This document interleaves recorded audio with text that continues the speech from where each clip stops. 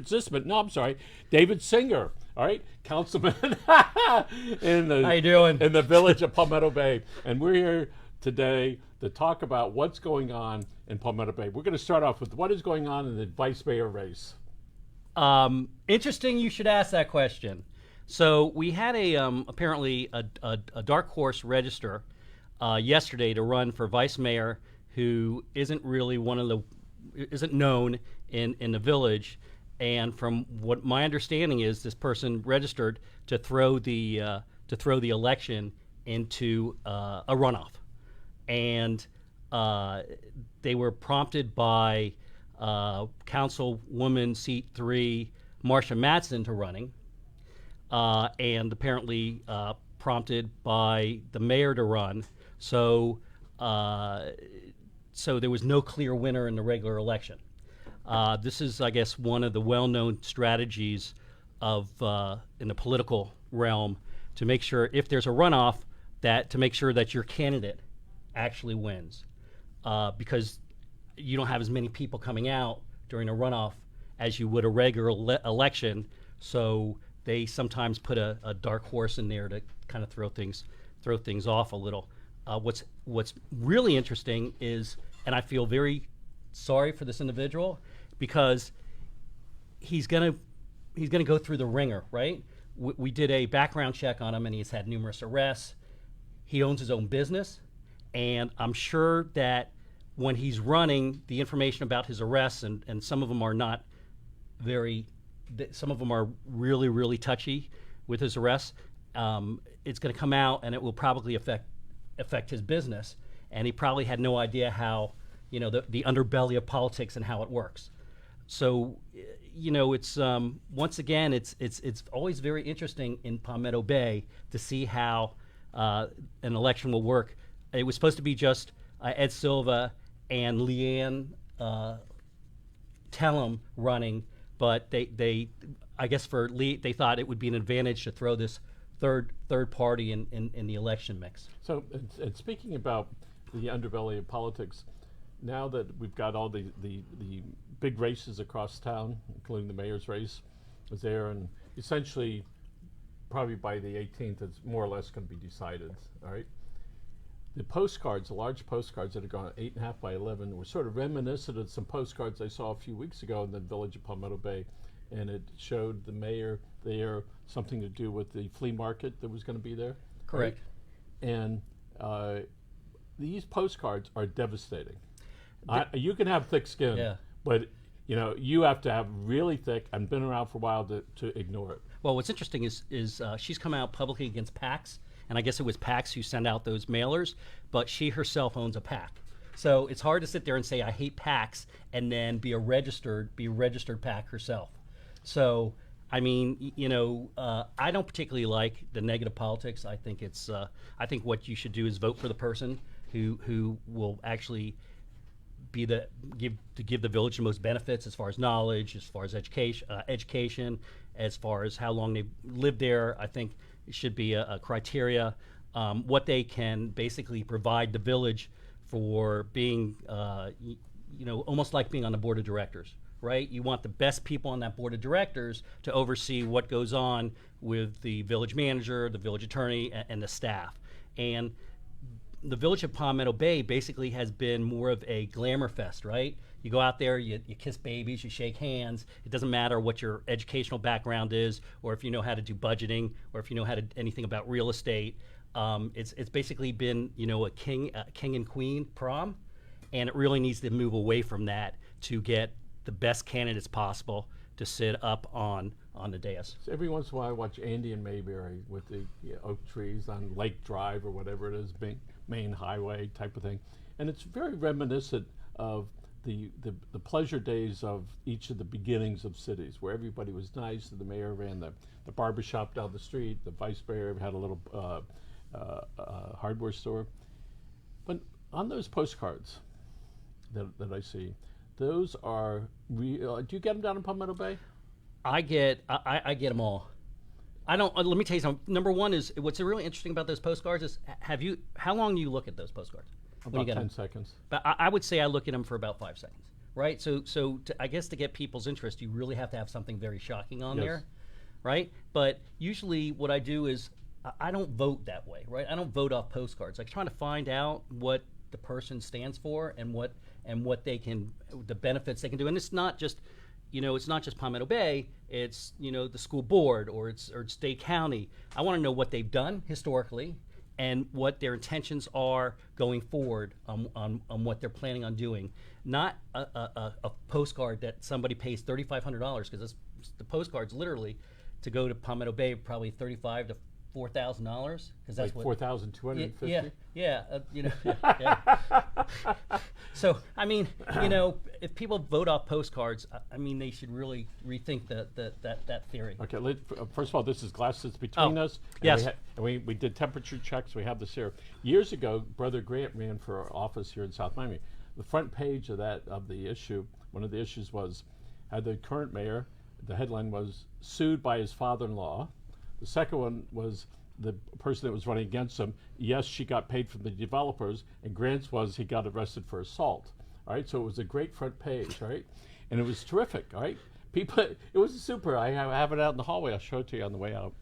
So now that we have this gentleman, and I don't know who it is, all right, is going in there. I wonder if the other side, whoever the other side is going to start making that stuff public, and whether they're going to do postcards to try to.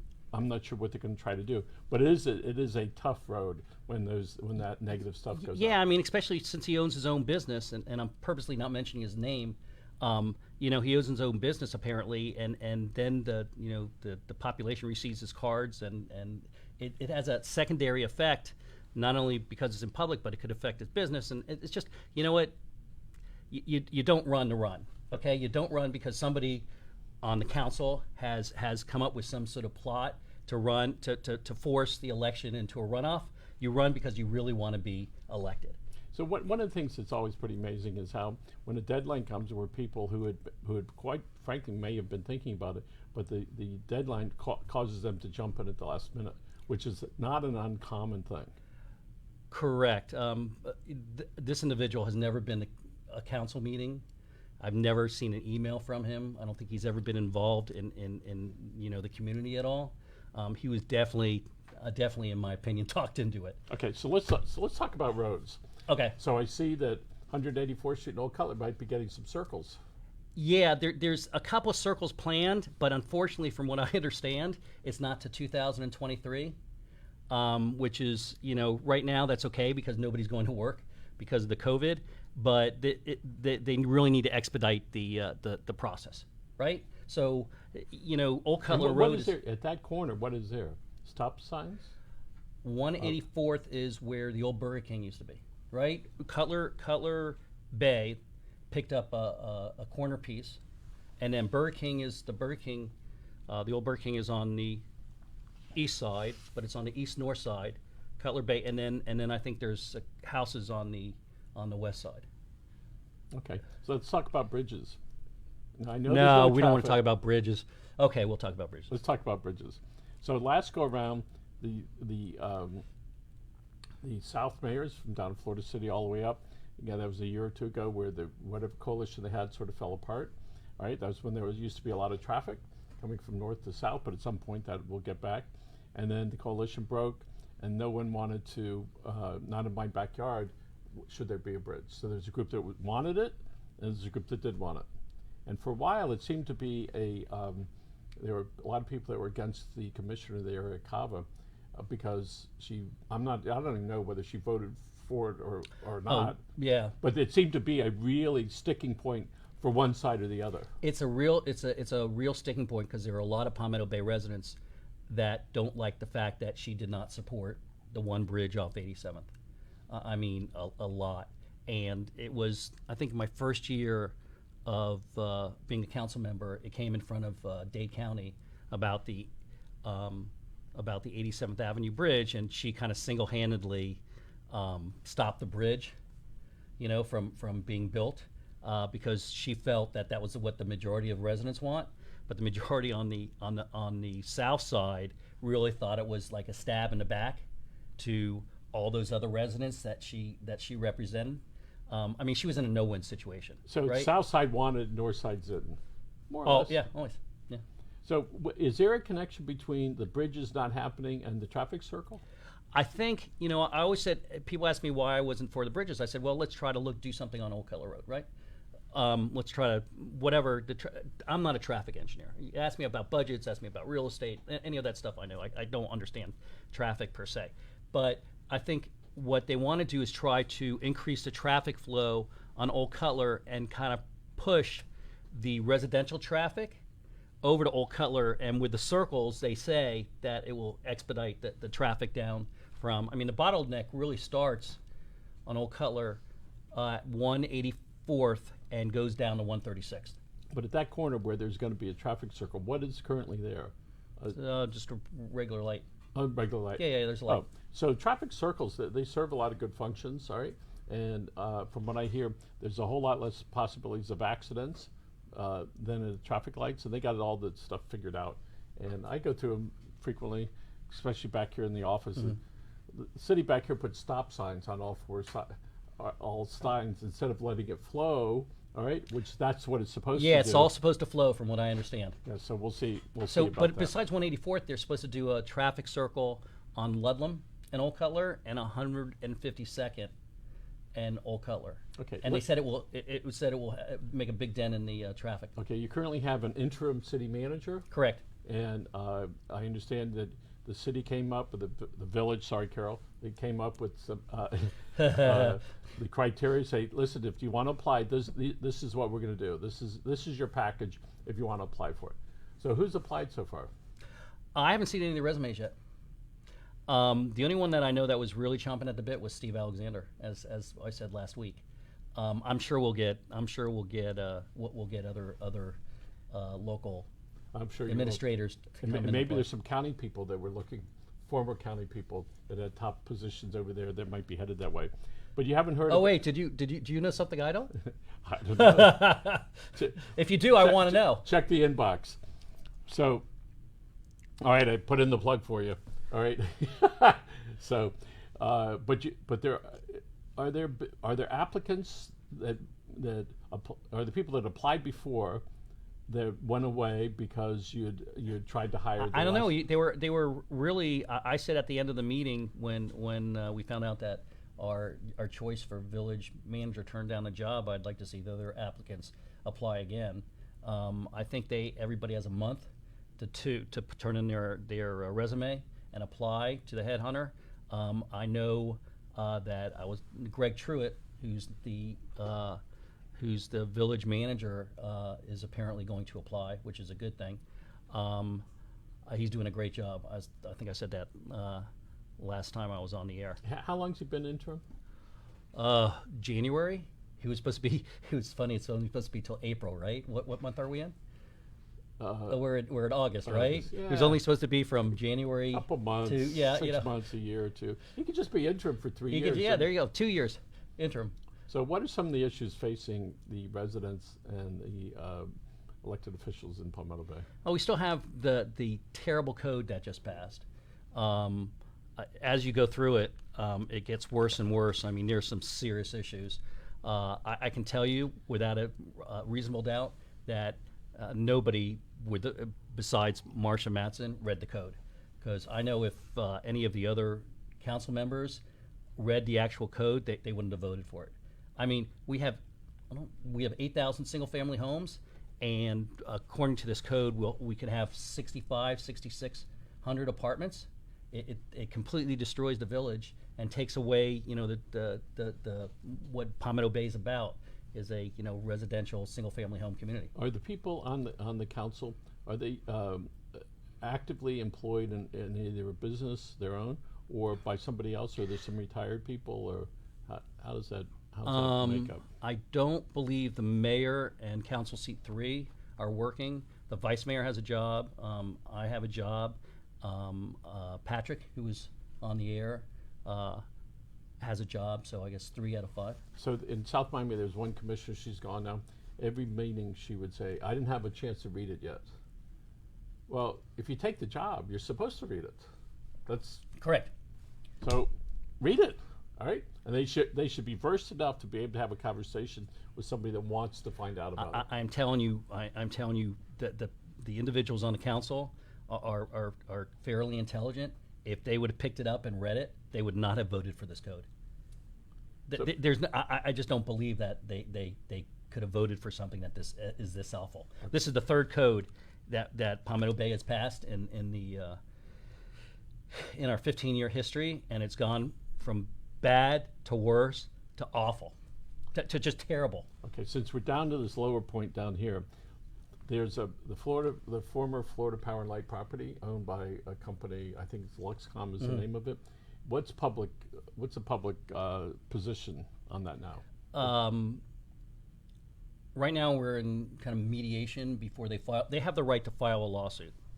They're 6 months or 9 months since they put us on notice for the Bert J. Harris has passed a while ago. They had one mediation with the village attorney.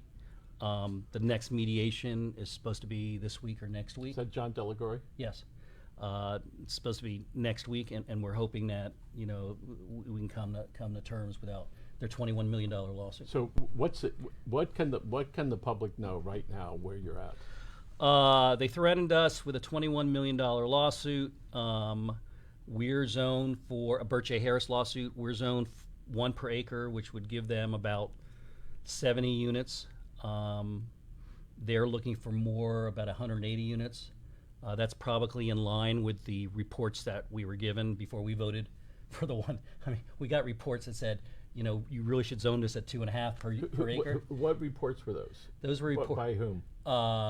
Can't give you the exact names of who wrote the Well, reports. was it the city reports? Oh no, by the we went out to professionals to give us The an city did. opinion. Yes, You went out to third party. We went out to third party. We paid for the reports. They came back, and the reports basically said you should probably zone it at 2.5 per acre to be in, to be in code, or to be what there's a trend of a development and everything else to be aligned. And we turned around and voted to ignore the reports and people that you hired to correct. come up with a professional opinion That's right. about that. Do you think there would be any professional that would issue a report that said it's 1 per acre is what you should do? I don't think. I don't. I don't Listen, they could have because they're the professionals, right? So if they came back and said it was 1 per acre, I can understand. You could rely on that. We could rely on that. I mean, I'd hate to go in front of the judge and say, look, we were given this report before we voted on 1 per acre, and it said 2.5 per acre or 2.25 per acre. I don't remember the specifics, but we voted on 1 per acre anyway because once again, it's like what happened with Palmer Trinity. They just kind of like threw a number up there. This is the amount of students you can have. And there's no basis for what we voted on. I think when you're in a position of power, you want to be able to have third-party backup for it other than, Yeah. I just feel like this, right? I mean, you would think, right? So, you're not promising the residents. And after we voted the first time, I wasn't there for the second vote, but after we voted the first time, I stood up there and I said, look, I voted for 1 per acre because that's what the residents wanted me to vote for. I'm going to tell you right now that you're very, very naive if you think it's only going to be 1 per acre at the end of the day, because we have reports that say they deserve 2.5 per acre, and I was booed. And I was only being honest. I was being completely honest with them. I was saying, this is never going to be 1 per acre. Honest politician. This is never going to be 1 per acre. That's almost an oxymoron, Yeah, isn't it? really? It's never going to be 1 per acre. We have reports, and they say 2.5 per acre or whatever, and it's just, it is what it is. So it's not going to be a hospital at this point. I don't know. They could come back, and they spent $250,000 on plans for a hospital. They have apparently a partner for the hospital. I prefer there to be $1 million homes there than a hospital, right? The tax base would be great. A hospital, you probably don't get any taxes from. Yep. I don't know if Baptist, somebody will have to correct me if they're watching, but does Baptist Hospital pay real estate taxes? I don't know. They're a nonprofit, so. So I can tell you that on some of it, on medical offices they do, but on the hospital part, Yeah. I don't think they do. All right? They are a good institution. No, but I was born in Baptist Hospital the first year they were open, and I'll probably die in Baptist Hospital, so we're okay. Well, thanks for sharing that. So tell us about the bats. I How told would- you about the bats. I know, I wanna hear We should about talk it about. again. We should talk about the dogs. Okay, how are your puppies? The puppies are doing great. You have Seven of German them. Shepherd puppies. They're 4 years old. They're 4 weeks old. They're driving me absolutely insane. Anybody who says having puppies is a good time, they're very cute, but they're very hard to keep after. I understand that Carol Vega will take all of them, and she'll take them and love them to death. All right? Carol, are you out there? All right, so when are they ready for adoption? 4 more weeks. They're absolutely gorgeous. I'm going to bring in, next time I'm here, I'm going to bring in photographs of each one of them with their different ribbons. Well, you can bring them and let them I'm going to have to actually let them post it sit on on your Facebook. lap for a while, see what happens. I got to tell it's funny because you have those, I guess, pee pads, whatever pads there are. I'm changing those at like 4 o'clock in the morning, 3 o'clock in the morning.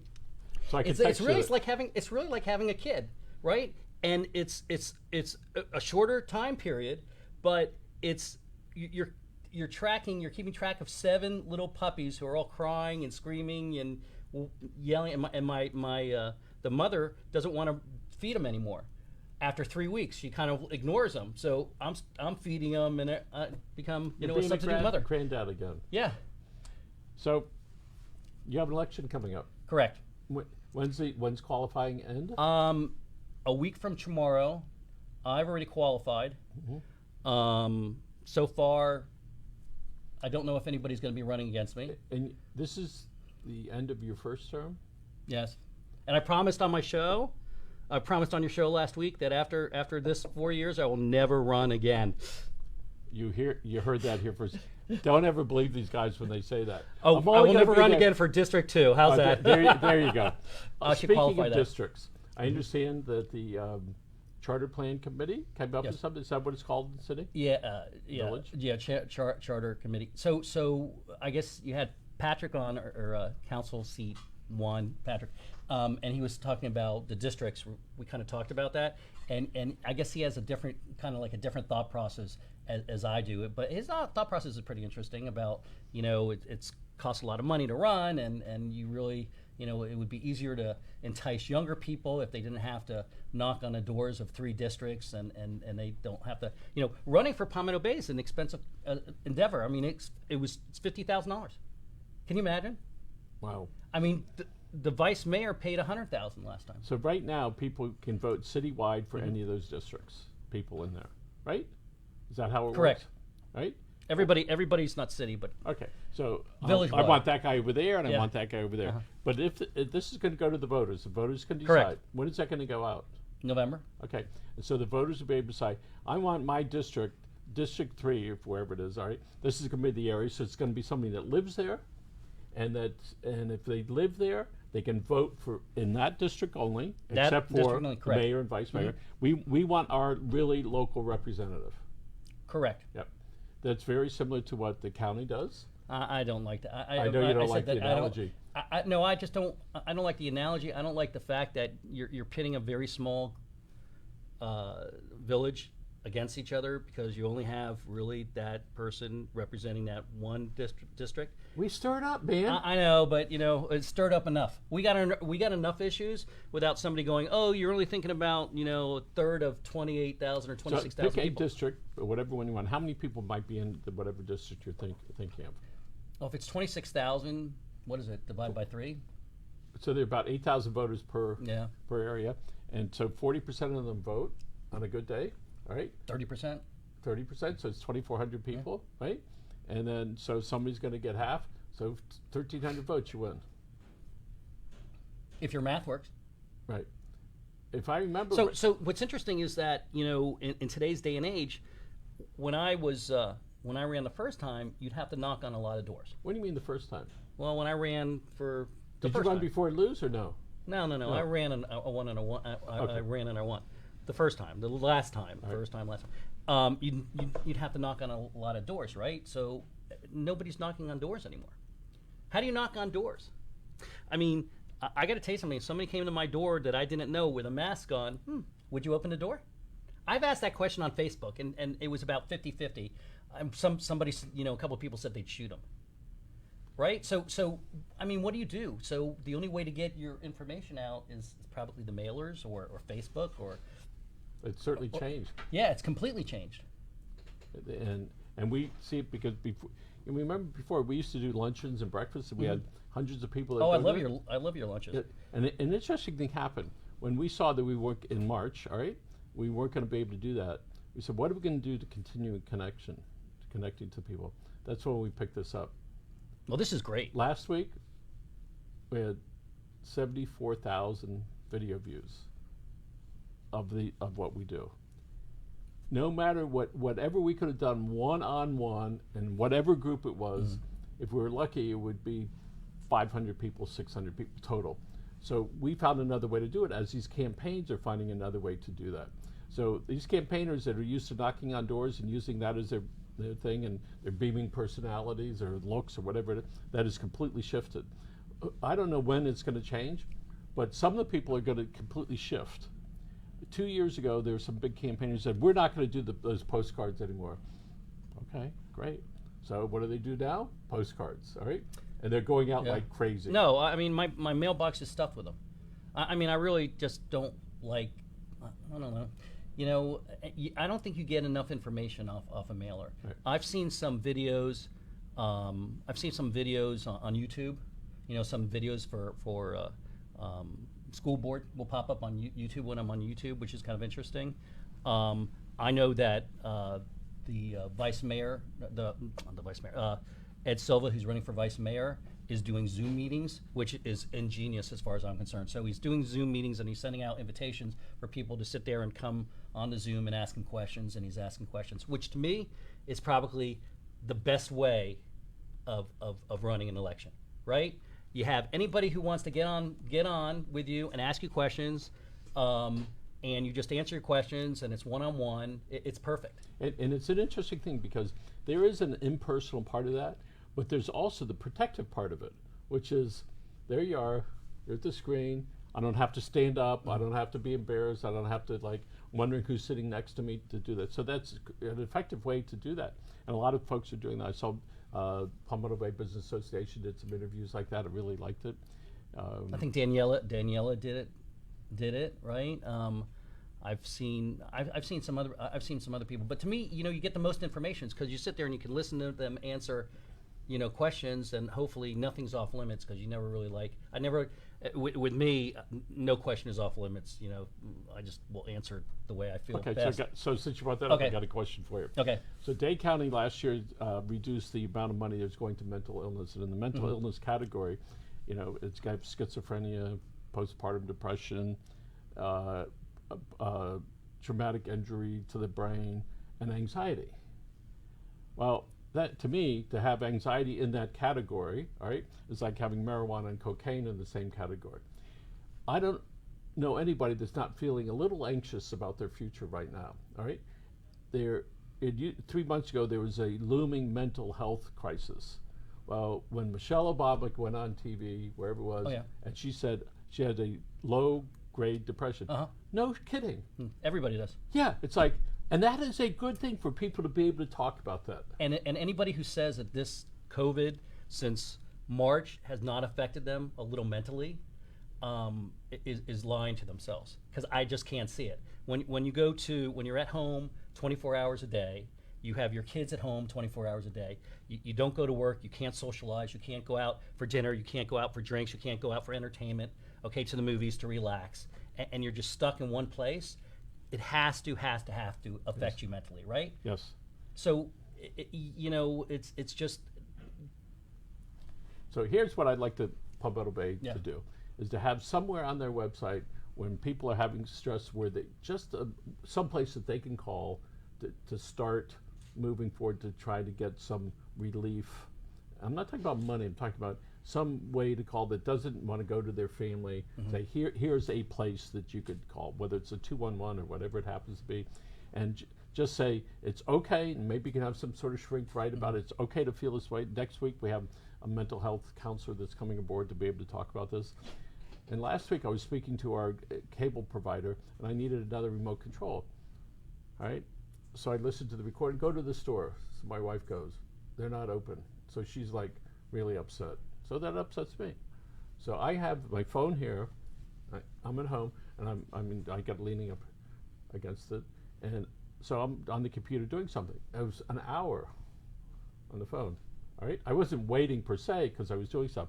Finally, after listening to the same recording, We'll Be Right With You, I blew up. So I went to their Facebook and I unloaded. I scared myself. I got up, I was walking around in circles because I didn't realize how frustrated I was about this whole process as far as getting little stuff done. I put it right up there and I said, you can take this to your training center, send it all the way up because I'm not happy, and you can go, bop, bop, bop, bop, bop, bop, bop, bop. All right? And it's like, all I want to do is get a remote.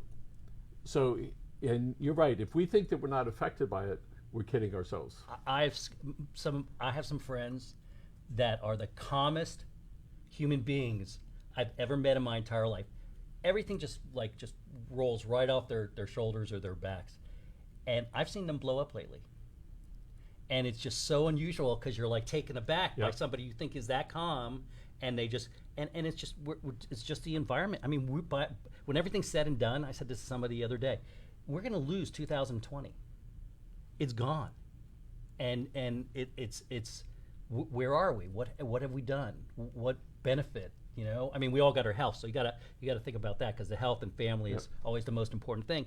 But 2020, I mean, it's just such a step backwards we've taken. Yeah. And a lot of people thought a month or two ago that we were at halftime, right? Nah. I don't think we're in halftime until we get the Yes. shot, right? Right. And so it's like, and we keep hoping. And so, folks, it's okay that you go like this. And what's really important is that you step out and you talk to somebody and you ask them how they're doing, all right? And if you're lucky, you're going to be able to talk to them. And it's all real, all right? It's not made up. And remember your little kids. I think I told you my grandkids 2 months ago, we were hearing everybody saying, where's everybody going to get a haircut? Where's everybody going to get a haircut? So my grandson, 6 years old, and my granddaughter, age 4, went into the bathroom. My grandson got his scissors and cut off all my granddaughter's hair this much, all right? And then put it into a box and brought it to their mother, all right? Because they heard the parents, where are we going to get a haircut? See, she got a haircut. You don't have to worry. So the little kids are listening all the time, all right?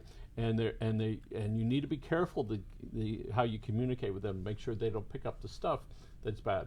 A real conversation is necessary because we're wearing masks most of the time. So David, thank you very much for being here. We got 2 minutes Thank you. left. I want you to tell some little kid out there. Oh, I all did that last time. I know, you get to do it again. I get to do it again? I Yeah. don't remember what I said. Just follow your dreams. Okay, and remember, what's going on right now is just a little blip in your life, and everything will get back to normal and even better. And all you know, just be happy that everybody's healthy, that are healthy, and everybody who's not healthy, say a prayer for them, that they get better. Great. Thank you again. Our guest today is David Singer, councilman in the village of Palmetto Bay. Again, this is live with the Miami Community News. I want to thank Josh over there for producing the show. Again, I'm Michael Miller, and have a great day, folks.